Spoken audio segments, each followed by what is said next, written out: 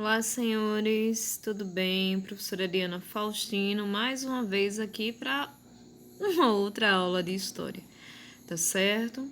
Vinda da família real para o Brasil, né? A vinda da família real para o Brasil, ela vai aí inspirar o povo brasileiro aos ares de independência, tá certo?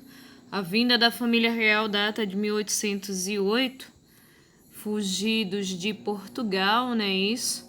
Napoleão Bonaparte invade a região da Europa, fazendo com que Portugal acabe se mudando da Europa para sua maior colônia, Brasil, tá certo? Devido ao bloqueio continental estabelecido à Inglaterra, né, aliada de Portugal. E isso fez com que Dom João tomasse a decisão de vir para o Brasil em janeiro. Na verdade, chega aqui, né, em janeiro de 1808, tá certo? Fato é que Dom João não vem sozinho, né? Ele vem com uma corte de 15 mil pessoas, tá certo?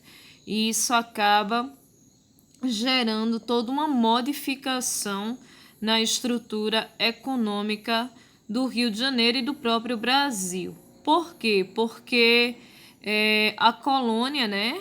A colônia brasileira, ela agora era sede de Portugal na América, tá certo? Então ela era Portugal, aqui como tal deveria custear a vida dos nobres que vieram para cá. Uma série de benefícios foram feitos, inclusive a abertura dos portos, fazendo com que o povo brasileiro tivesse mais autonomia econômica, tá certo? Houve uma certa inversão em relação ao pacto colonial, por quê? Porque o pacto colonial levava os metais preciosos, né, e produtos de forma geral à metrópole. Só que a metrópole agora estava na colônia, tá certo? Que era a principal sede, beleza? Muitas mudanças ocorreram. Primeira mudança é que há um declínio da questão do açúcar, né? Terceira mudança é que começa a ter uma extração muito intensa de minérios na região ali de Minas Gerais. Terceira mudança é que o café vai ser o produto de maior destaque. Isso vai gerar desconforto em províncias como Pernambuco, tá certo? Ocasionando aí a Revolução Pernambucana de 1817, tá bom?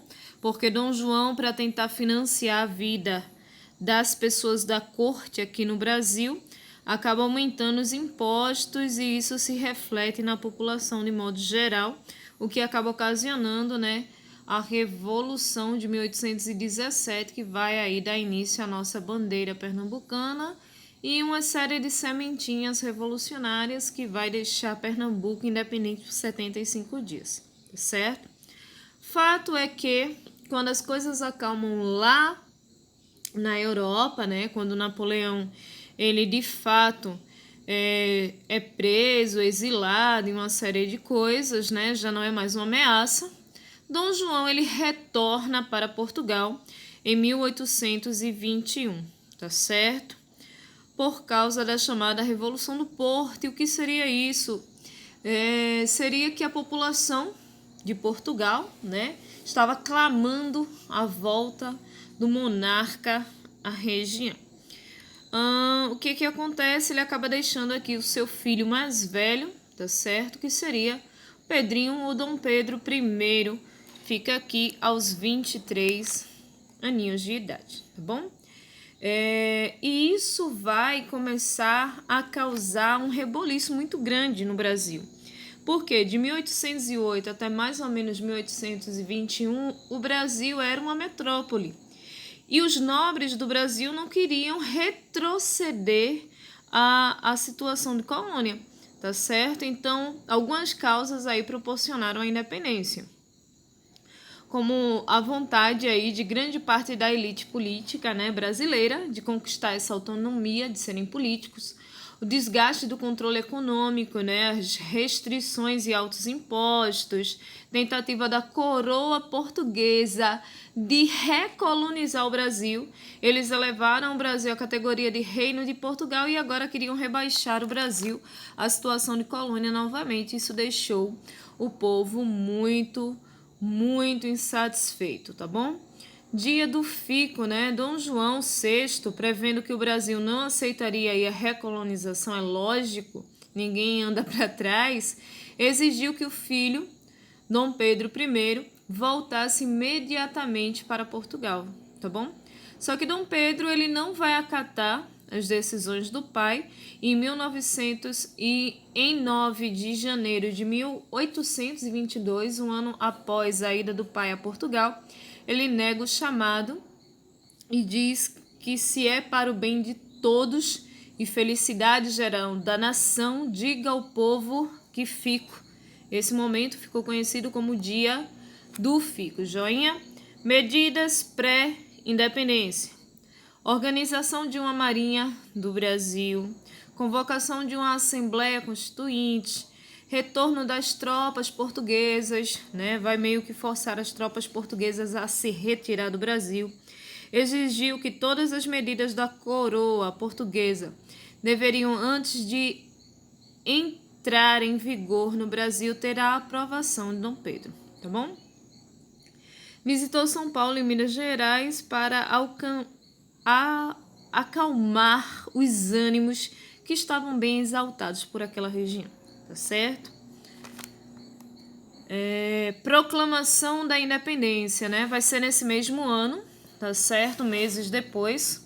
Ao viajar para Santos, em São Paulo, Dom Pedro recebe uma carta da coroa portuguesa, muito desaforada, tá certo? Que exigia o retorno imediato para Portugal e anulava a Constituinte, ou seja, eles não aceitavam aí a independência do Brasil. Dom Pedro deu seu famoso grito de independência às margens do Riacho Ipiranga, independência ou morte, tá certo? E o 7 de setembro de 1822 ficou conhecido como o Dia da Independência do Brasil. Tá joia? Dom Pedro fica aqui com sua esposa Leopoldina, né? E seus filhos Maria I e Dom Pedro II, beleza? Pós-independência, né? Dom Pedro vai ser coroado Dom Pedro I, o primeiro aí imperador do Brasil, isso em dezembro de 1822. Joinha? Portugal só vai reconhecer a independência do Brasil através de uma indenização de 2 milhões de libras, tá certo? Porque naquela época uma colônia só se tornava independente quando a sua metrópole reconhecia essa independência. Em algumas regiões do Brasil, principalmente no Nordeste, ocorreram revoltas comandadas por portugueses contrárias à independência do Brasil. Essas manifestações foram duramente reprimidas, é claro, pelas tropas imperiais, meu povo. Então, a aula de hoje foi referente um pouquinho à independência do Brasil, tá certo? 7 de setembro de 1822, muito provocado aí pela vinda da família real, né, e do gostinho de autonomia econômica que a elite brasileira sentiu com a vinda de Dom João ao Brasil. Para vocês, cheiro, fiquem com Deus e até a próxima aula. Ai, desculpem a tremedeira, isso não é um efeito, é minha mão que já está um pouquinho cansada porque eu estou segurando o celular de frente para o computador. Cheiro, fiquem com Deus.